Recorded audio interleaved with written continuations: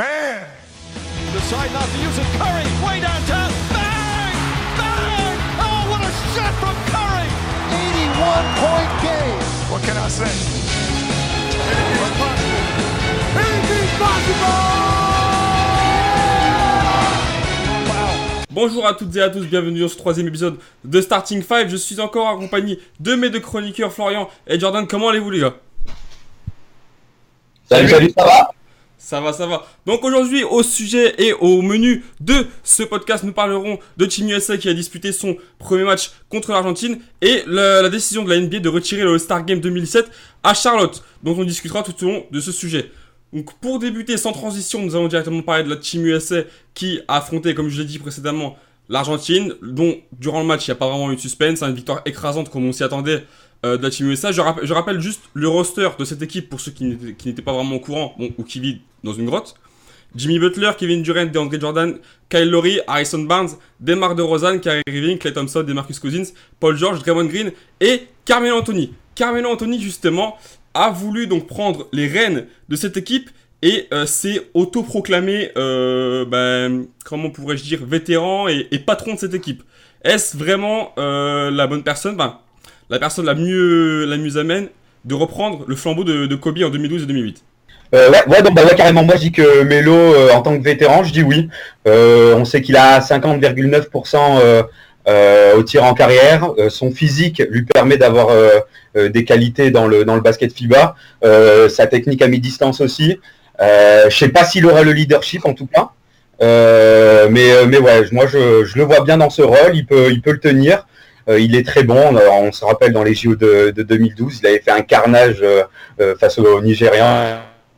Au Nigeria, donc ouais, moi je suis tout à fait d'accord pour qu'il soit nouveau vétéran.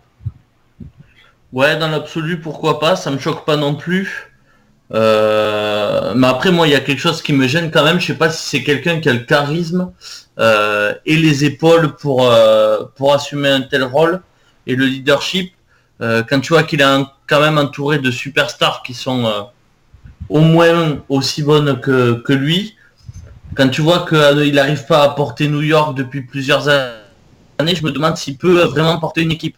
Alors après, il y arrivera forcément parce qu'il y a une telle différence de niveau entre les États-Unis et le reste du monde que ça peut que réussir. Mais je sais pas si c'est la bonne personne.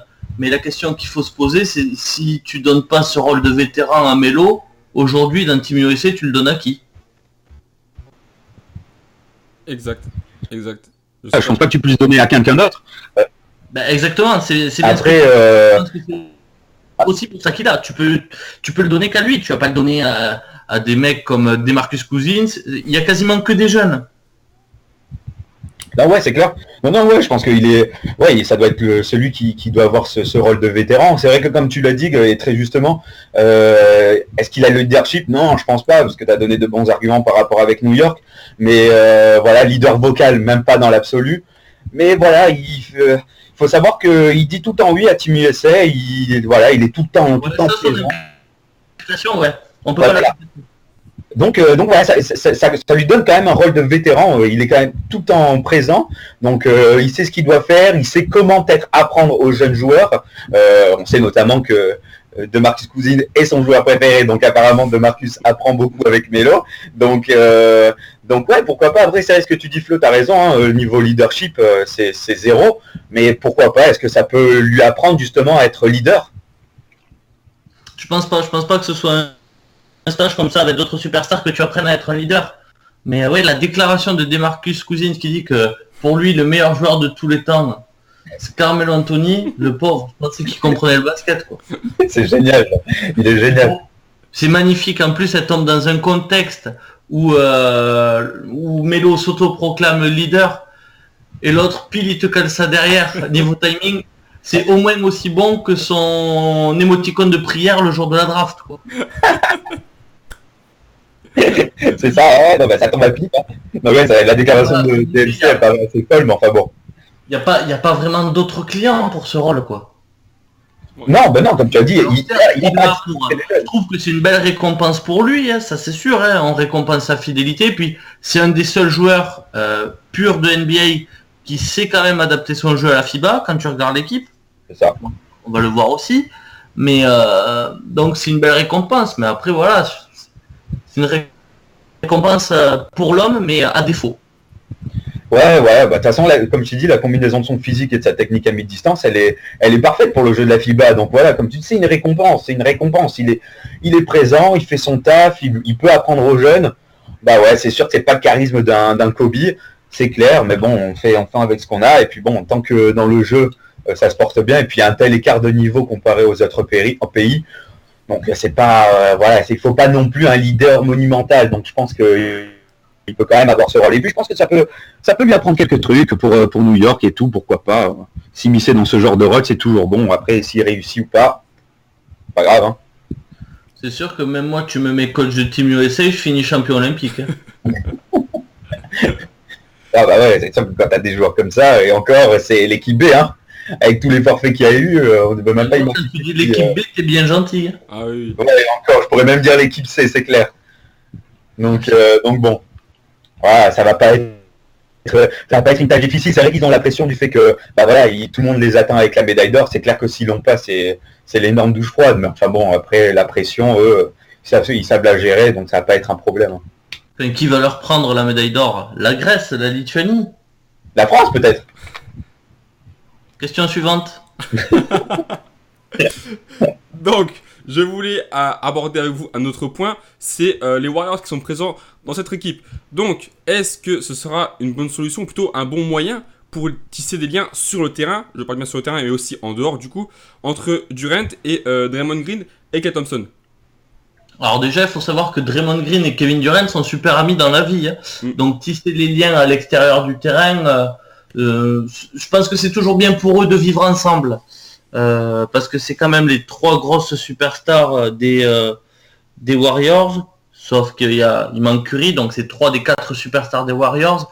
Vivre ensemble, ça leur fera vraiment du bien pour apprendre à se connaître. Mine de rien, ça leur fait quand même une petite pré-saison, rien qu'à eux 3. Donc oui, ça peut les aider. Après, je pense pas que ça aille jusqu'à créer une alchimie sur le terrain, parce qu'une alchimie, elle se fait pas entre 3 joueurs. Une alchimie, c'est un groupe. C'est un groupe de 13 joueurs qui crée cette alchimie. On le voyait bien l'année dernière, quand les Livingston rentraient, les Barbosa, et on voyait que les mecs, ils savaient jouer ensemble. Ça, ils pourront pas le créer. Surtout qu'ils auront toujours deux personnes extérieures. Et je pense aussi que leur jeu va pas mal être un jeu d'isolation, parce qu'ils savent qu'ils sont meilleurs. Donc l'alchimie sur le parquet, on peut oublier. Mais ça peut être vraiment très intéressant pour eux, pour se connaître à l'extérieur du terrain. Ouais, comme a dit Flo, Flo a tout dit, ça va être bénéfique pour l'extérieur. Ouais, tu tisses pas des liens avec 3 joueurs, enfin tu tisses pas une alchimie avec 3 joueurs, ça c'est clair, ça va leur faire du bien quoi qu'il arrive, ça peut être que bénéfique. Donc ouais, c'est une bonne chose en tout cas pour Kevin, parce que les liens entre Draymond Green et Klay Thompson, ils y sont déjà, donc pour Kevin Durant, ça sera vraiment pour lui, la concentration sera pour lui, donc voilà, donc c'est le moment de créer quelque chose avec ces 3 joueurs pour après, par la suite, comme a dit Flo, créer une alchimie mais avec l'ensemble de l'équipe. Bah, surtout, à la base, tu crées une alchimie quand même beaucoup à partir du meneur. Parce oui, tu vas distribuer, comprendre les systèmes, les mouvements. Là, t'as même pas le meneur.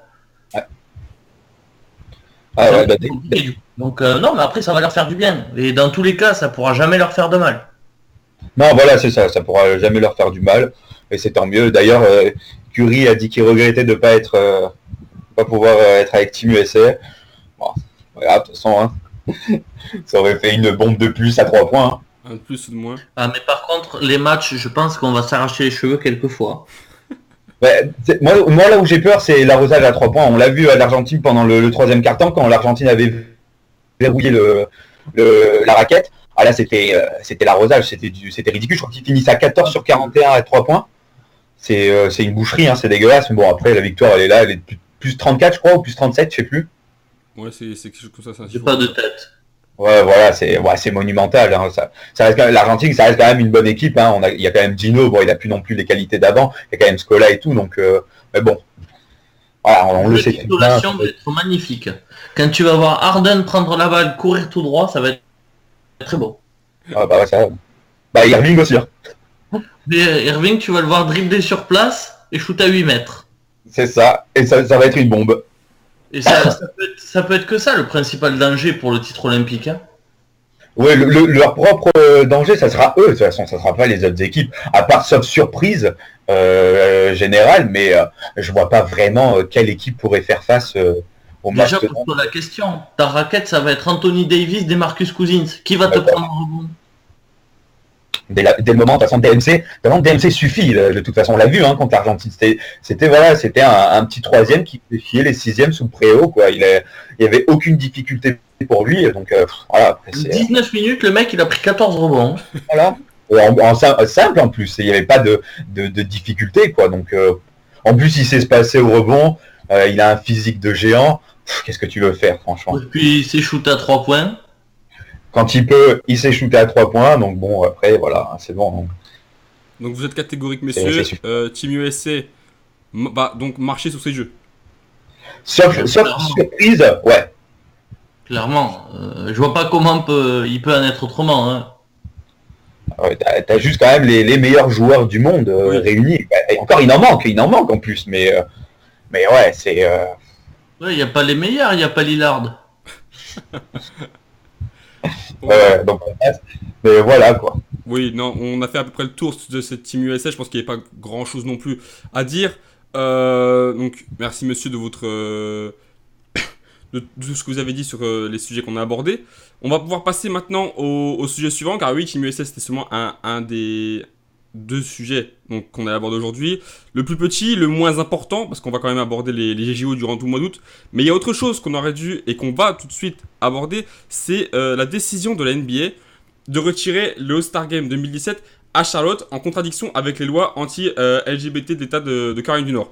Donc, je vais rappeler un petit peu, avant de vous donner la parole, messieurs. Le 23 mars 2016, l'État de Caroline du Nord vote une loi discriminatoire contre les gays, lesbiennes, bisexuels et transgenres, plus précisément ces derniers. Donc cette loi, elle impose notamment une utilisation diverse des toilettes publiques correspondant à une identité sexuelle de naissance. Bref, on va pas aborder ça trop en profondeur. Donc, sans trop rentrer dans les détails, on sait qu'Adam Silver a discuté pendant des mois et des mois avec les Hornets et l'État de Caroline du Nord en menaçant un retrait du All-Star Game à Charlotte. Donc, est-ce que selon vous, la NBA a vraiment eu raison de s'immiscer dans les affaires politiques de l'État? Déjà, est-ce que c'est officiel qu'il est retiré? Parce que moi, la dernière chose que j'ai vue, c'est qu'Adam Silver disait qu'ils étaient à 2 doigts de le retirer. Moi, j'ai vu qu'il l'avait retiré. Ouais, non, c'est officiel. C'est officiel qu'il a été retiré. Officiel. Oui. Oui, ils ont eu raison. Ils ont eu raison parce que la NBA, c'est une entreprise multinationale, on peut le dire comme ça, même si se vend en tant qu'association, qui a une éthique, qui est obligée d'avoir une image, qui a une image de marque et qui est obligée de la soigner. Et donc, pour Adam Silver, moi ce que je peux comprendre, c'est que pour lui, ne pas agir aurait été cautionné. Et après, il aurait pu s'attendre à énormément de remarques négatives de la part de tout le monde en disant que la NBA a cautionné et donc du coup identifier la NBA non plus par rapport à ce qu'elle est réellement, mais par rapport à cette loi. Donc effectivement, ça doit se faire dans l'urgence, mais je pense que la NBA n'avait pas vraiment d'autre choix. Ils ne pouvaient pas avoir une bombe à retardement comme ça sous leur nez. À la fois parce que ça leur faisait une mauvaise image, mais aussi parce que ça peut générer de grosses pertes d'argent. Non, c'est clair. La décision, de toute façon, est purement logique. Sachant qu'en plus, en 2019, Charlotte pourra éventuellement être sélectionnée pour le All-Star Game.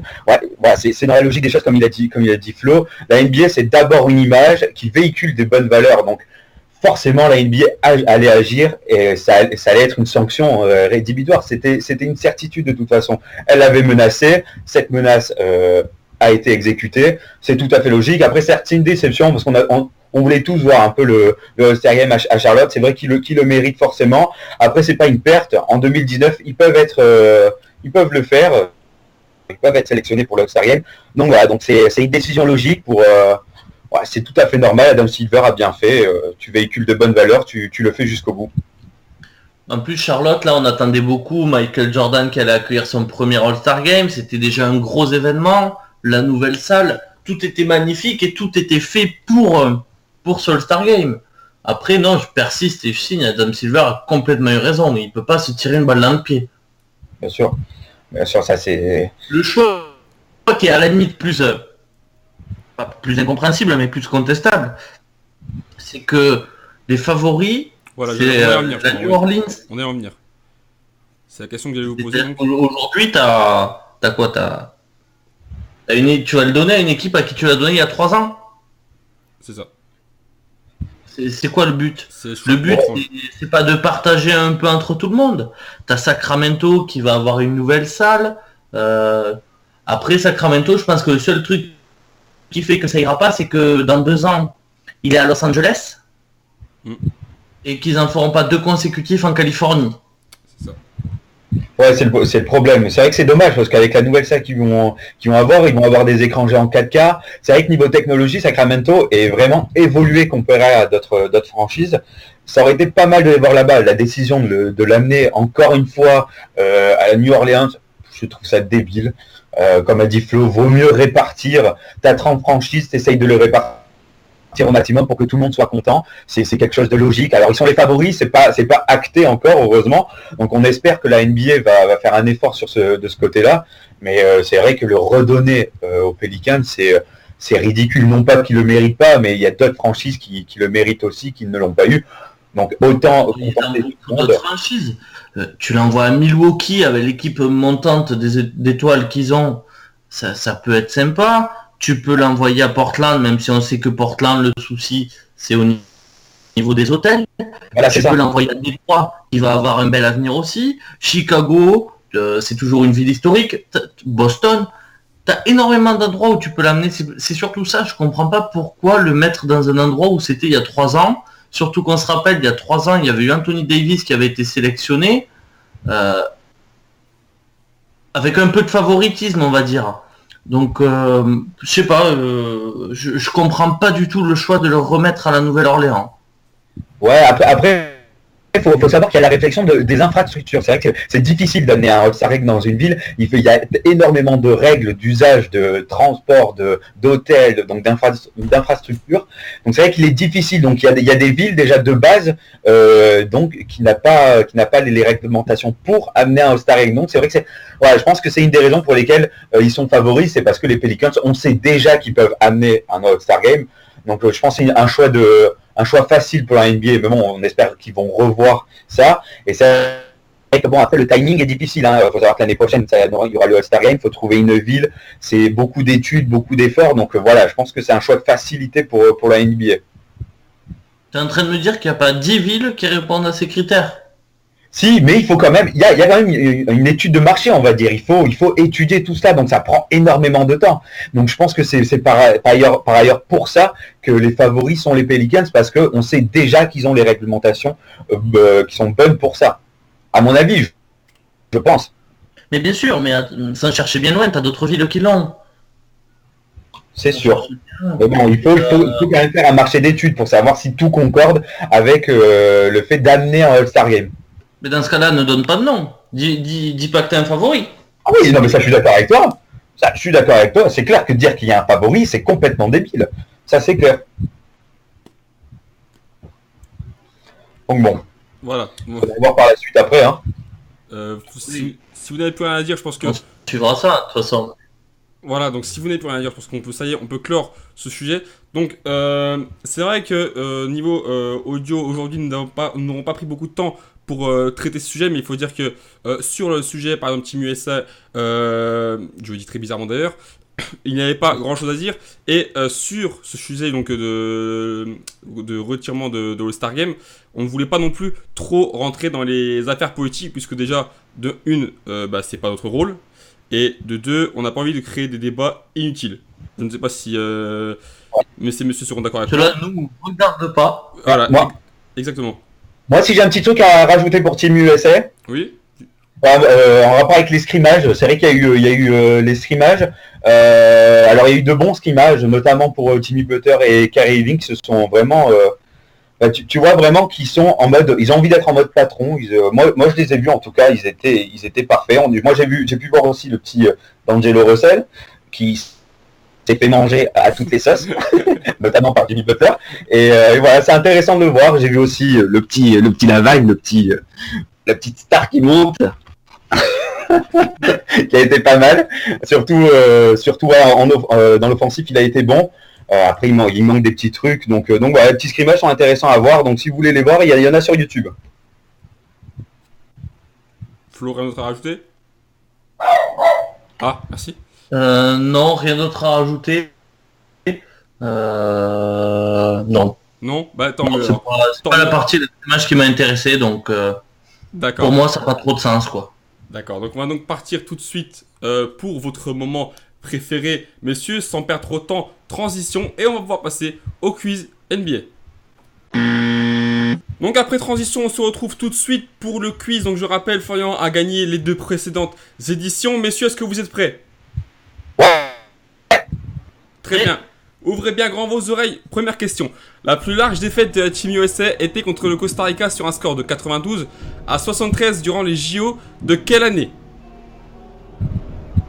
1968. Non. 1996. Flo, à toi. 72. Non. 1996. Non plus. 88. Ils vont tous me faire. Vous n'avez droit qu'à plus qu'à 2 chances, messieurs. Allez, moi je dis 2000. Non plus. Florian? Oh, 2000 c'est récent, on s'en souviendrait. 84. Non. Attends, Jordan, pour ta dernière? 1976. Non plus. Et Florian, pour ta dernière? 72. Raté. Jordan était proche. C'était à Athènes durant les Jeux Olympiques de 2004. Ah là là, dégoûté. Je m'en rappelais pas du tout. C'était proche. Donc, la Team USA Basketball a participé à 17 Jeux Olympiques. Combien de médailles d'or a-t-elle remporté sur ces 17 éditions? Flo. Vas-y. 12. Non plus. Non. Oh. Là, attends. 14. Yes. 1-0. Boum. 1-0. Il attendait celle-là. Allez. Celle-là, avec plaisir. Qui est le meilleur marqueur, messieurs, de la Team USA? Carmelo Anthony.